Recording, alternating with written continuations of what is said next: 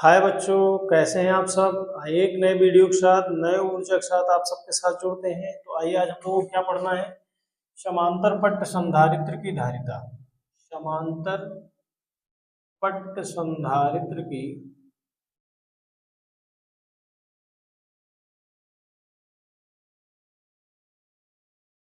धारिता।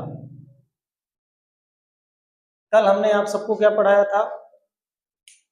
समांतर पट्ट संधारित्र क्या होता है, उसी की धारिता के बारे में आज हम सबको पढ़ना है। ठीक है, उसकी धारिता कैसे निकालेंगे, कैसे उसके अंदर कितनी धारिता होती है, ये हमें ज्ञात करना है।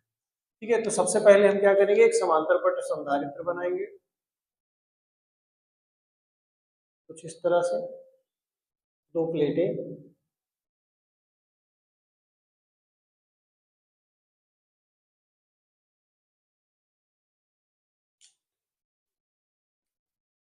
एक प्लेट एक्स, दूसरी प्लेट वाई। जैसा कि कल हम लोगों ने देखा था कि हम लोग क्या किए थे, पहली प्लेट को एक्स प्लेट को प्लस क्यू आवेश दिए थे। क्या दिए थे, इसको प्लस क्यू आवेश दिए थे, जिससे क्या हो गई थी, ये संपूर्ण प्लेट धनावेशित हो गई थी। ठीक है, संपूर्ण प्लेट कैसी हो गई थी, धनावेशित। और दूसरी प्लेट जो थी, इसको हम कर दिए थे अर्थ से ज्वाइंट, पृथ्वीकृत कर दिए थे। इसकी वजह से दूसरी प्लेट पूरी कैसी हो गई थी, ऋणावेशित। किस वजह से हुई थी बच्चों, प्रेरण के कारण। ठीक है, प्रेरण के कारण। ये पूरा प्रोसेस मैंने आपको कल समझाया था, है ना। ये फिगर आई होप सभी को समझ में आया होगा। एक आज हम इसी का डेरिवेशन करने चल रहे हैं। तो बनाते हैं सबसे पहले दो प्लेटें एक्स और वाई। ठीक है, दो प्लेटें हमने बना दी एक्स और वाई, और दोनों प्लेटों के बीच की दूरी हमने ले ली डी। क्या मान लिया, डी मान लिया। ठीक है, अब हम लोग जानते हैं जो पहली प्लेट है उस पर कैसा आवेश होता है, धनात्मक आवेश फिगर के अनुसार। और दूसरी प्लेट पे कैसा ऋणावेश होता है, माइनस। ठीक है, अब हम एक बात जानते हैं कि जो वैद्युत बल रेखाएं होती हैं, यानी जो वैद्युत क्षेत्र होता है वो धन से ऋण की ओर होता है। वैद्युत बल रेखाएं किधर चलती है बच्चों, धन से ऋण की तरफ।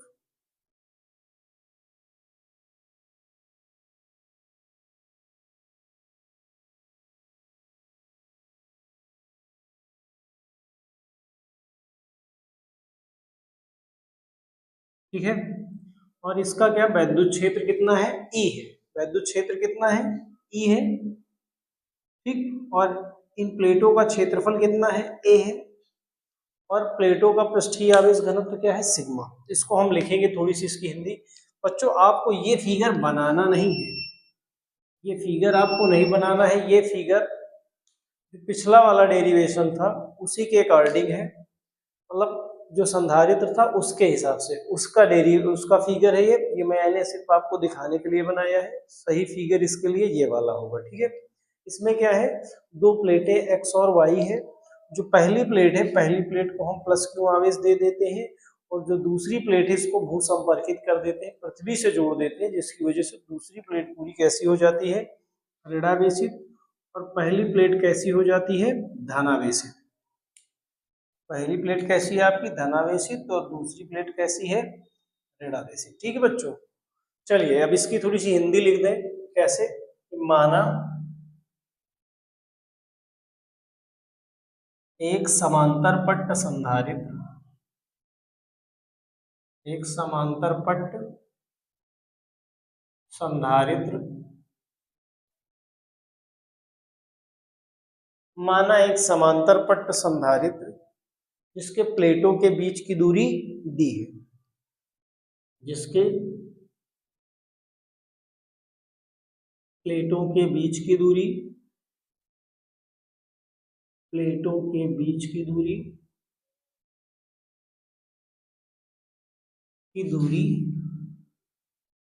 कितनी है बच्चों, डी है।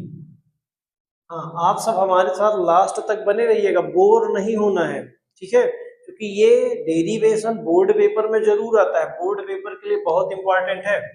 बीच की दूरी डी डी है, तथा प्लेटों का क्षेत्रफल, प्लेटों का क्षेत्रफल स्मॉल ए है। प्लेटों का क्षेत्रफल क्या है? स्मॉल ए है। अब इसके बाद क्या है? तथा प्लेट पर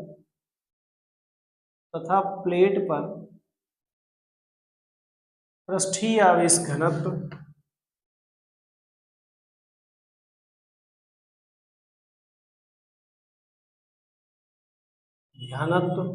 क्या है? सिग्मा है। पृष्ठीय आवेश घनत्व कितना है बच्चों? सिग्मा है। तथा प्लेटों के बीच वैद्युत क्षेत्र की तीव्रता तथा प्लेटों के बीच वैद्युत क्षेत्र की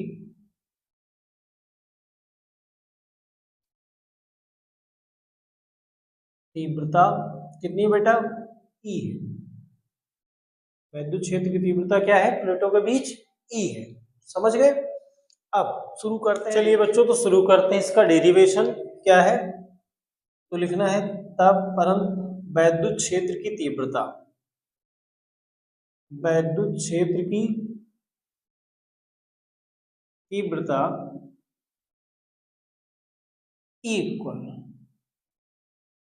इक्वल क्या होता है बेटा? इक्वल होता है सिग्मा बाई एप्सिलॉन नॉट। क्या होता है? Sigma by epsilon not. परंतु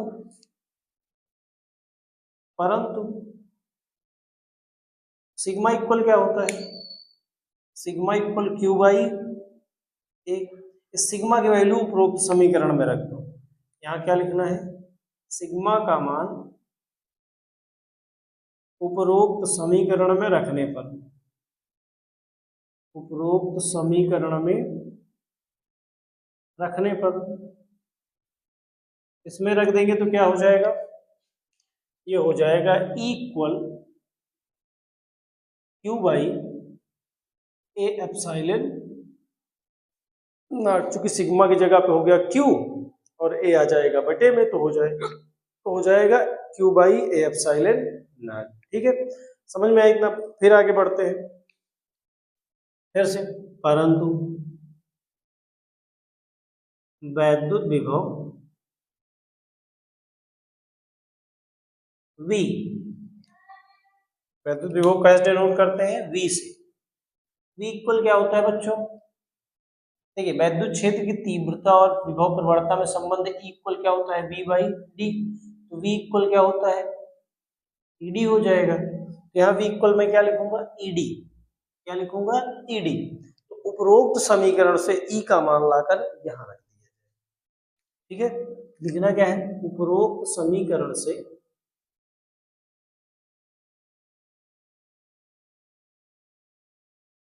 E का मान रखने पर, अब E का मान रख दिया जाएगा तो क्या हो जाएगा बच्चों? V इक्वल टू E का मान क्या है? Q बाई एप्सिलॉन नॉट और इनटू में साथ में क्या लिखा है? D।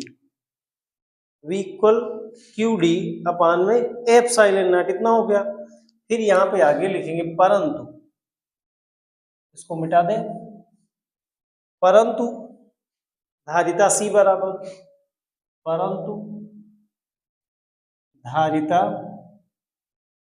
C बराबर क्या होता है? Q अपान में V। ठीक है, इसको मान लो समीकरण 1 है। यहाँ पे क्या लिखना है? उपरोक्त समीकरण में V का मान रखने पर, यहाँ पे क्या लिखना है? उपरोक्त समीकरण में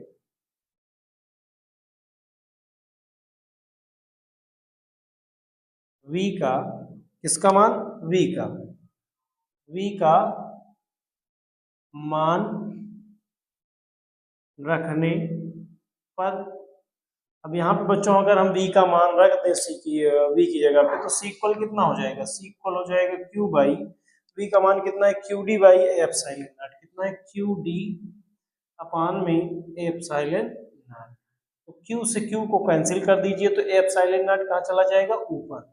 C इक्वल कितना हो जाएगा? एप्सिलॉन नॉट अपान में D। यही हो जाएगा बच्चों इसका फार्मूला। किसका फार्मूला?